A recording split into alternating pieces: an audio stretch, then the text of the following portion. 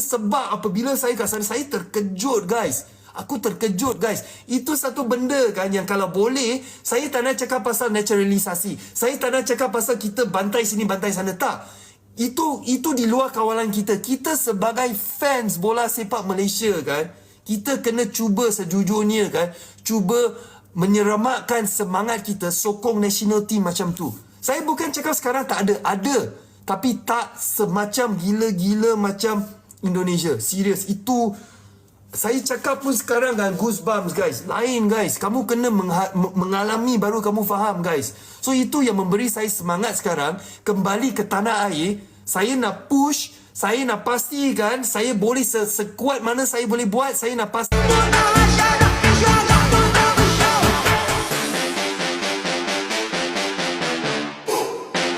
kita lihat TMJ melakukan revolusi yang baik. Jadi kita tak perlu mencari celah untuk memberi alasan bahawa program ini enggak benar, itu enggak benar. Indonesia melalui proses yang sama, tapi dia fokus dengan program Philanesia-nya. Kita ada F30 sebelum ini.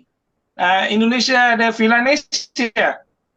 Indonesia juga apa yang berlaku di Indonesia sekarang adalah transition dengan adanya Erick Thohir. Apa yang berlaku di Malaysia sekarang, TMJ dengan berbesar hati, dengan punya jiwa yang ingin membuktikan bahawa Harimau Melaya juga mampu berada di level yang tertinggi. Jadi semua ni kalau kita tidak puas hati atau tidak apa, kita boleh menyatakan dalam proses yang lebih baiklah. Tapi hal yang tak boleh kita kontrol adalah netizen, the desktop manager. Desktop manager ni kita tak boleh kontrol, tapi dia orang punya hak untuk menyampaikan ketidakpuasannya, menyampaikan sebab dia orang juga cintakan Malaysia, cintakan bola sepak Malaysia. Isu under 17 ni, Indonesia lalu 3 cycle, Malaysia melalui 3 cycle. Cuma Malaysia tak lepas waktu Balazandran. Dia tak lepas waktu Fakri Husaini dan waktu saya lupa 1, 2, dia tak lepas 2 ni. Tapi dia yang ketiga Novain lepas. So ini proses. Saya tak nampak kalau kita nak sekarang kita nak bercakap, oh kenapa Indonesia macam ni, kita juga harus berfikir kenapa mereka, tak perlu berfikir kenapa mereka macam tu. Mereka memang target. Ada Philanesia, kita ada F30.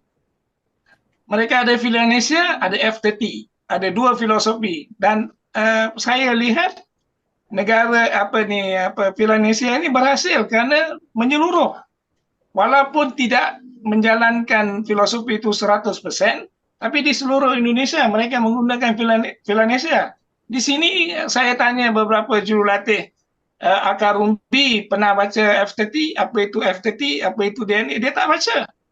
Dia tak tahu. Jadi dia akan bercakap dengan hearsay. Kita harus membaca. Jadi menurut saya hal-hal begini kita rakyat Malaysia ataupun komuniti bola sepak Malaysia harus fikir positif dan the time will come. Cycle tu akan sampai. Ngerasa mau nangis ya? Ya betul. Sejujurnya itulah sebab yang saya bagi tahu Dr. Fahan. Baru saya faham kenapa pemain-pemain diaspora naturalisasi mereka main ibaratkan mereka all out orang Indonesia sendiri. Penuh hati. Menyanyikan macam Indonesia Raya semua tu. Saya hampir menangis pun. Saya tak pernah mengalami benda macam ni. Daripada segi sepak bola tak ada macam ni. Dan kamu tengok daripada Indonesia La Grande panggil Indonesia, cara menaikkan tifo dan ada warna-warna berbeza, bendera-bendera berbeza. Itu memang experience pengalaman yang pertama kalinya untuk saya. Oh berarti Lautan Merah Putih dipenuhi 95% oleh orang Indonesia guys. Itulah yang harus dibanggakan. Karena di mana-mana sahaja timnas Indonesia pergi, ada je pendukung mereka, penyokong mereka, iaitu orang Indonesia. Timnas Indonesia versus Jepang di Osaka. Aku dukung Indonesia. Semangat Indonesia. Merdeka. Ego Indonesia.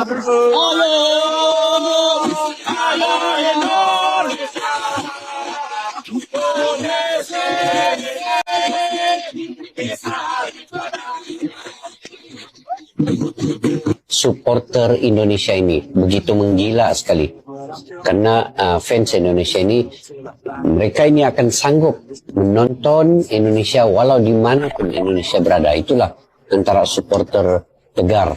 Kalau kita lihat dulu waktu lawan Arab Saudi di Jeddah, kemudian di Bahrain, itu penuh dengan merah putih di stadion itu, seolah-olah stadion itu berada di Indonesia. Sekarang ini kalaulah diberikan tiket lebih banyak kepada fans Indonesia, sudah tentu lebih daripada 5.000 ini fans akan menonton ke stadion. Jadi Bang Aska, apa perasaan Bang Aska saat tidak dapat bertandang ke GBK? Sebenarnya sedih juga Bang Tengku. Memang kita punya perencanaan awal. Oke.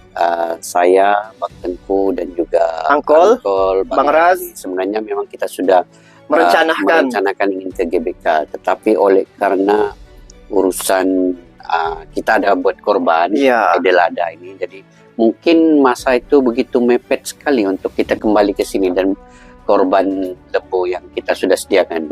Jadi sebab itu kami tidak dapat pergi GBK guys ya. Jadi apapun kita sebenarnya walaupun tidak datang ke GBK, tetapi kita memantau terus perjalanan timnas Indonesia. Tetap kita mendukung dari jauh. Betul. Dan kita melihat untuk kali ini bukan sekadar rakyat Indonesia itu yang bersemangat untuk memberi dukungan terhadap timnas Indonesia, malah se-ASEAN kali ini mereka kita sama-sama memberi dukungan. Ini yang membuat saya rasa teruja Bang Aska. Kalau sebelum ini kita melihat ada berbaku hantam, tetapi kali ini se-ASEAN bersatu untuk mendukung perjuangan timnas Indonesia dalam laga terakhir di kandang sendiri, yaitu di GBK menghadapi China. Dan alhamdulillah Bang Aska, menang. Oh, itu yang sangat gembira lah kan. Betul, gembira.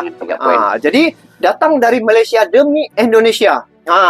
Jadi beribu batu Bang Aska datang ke Indonesia semata-mata untuk memberi dukungan.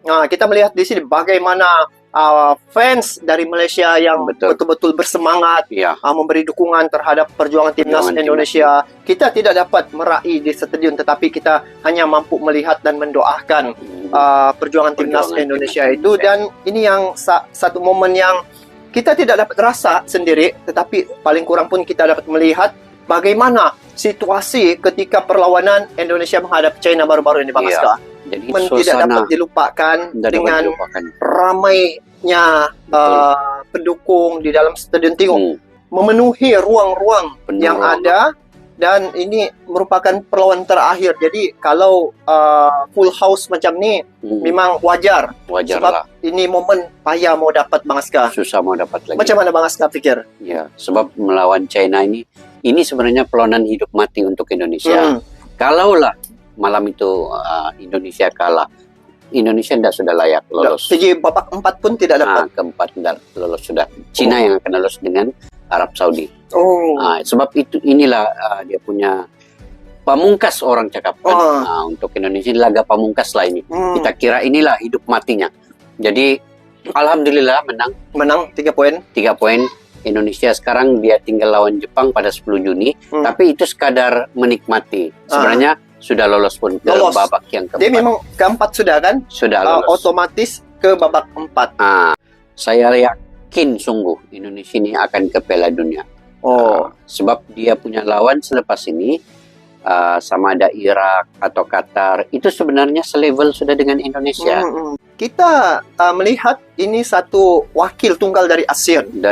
Dan kita berbangga Bang Aska. Betul. Sangat berbangga karena di ASEAN ada Indonesia, yang menjadi wakil pada ASEAN, yang selama ini Timur Tengah melihat ASEAN ini seperti diperlecehkan. Tapi Indonesia telah mengangkat maruah ASEAN. Kita doakan, dukung terus wakil tunggal kita ini, yaitu Indonesia, dan kita doakan agar Indonesia sampai ke Piala Dunia. Insya Allah. Bang Aska? Betul.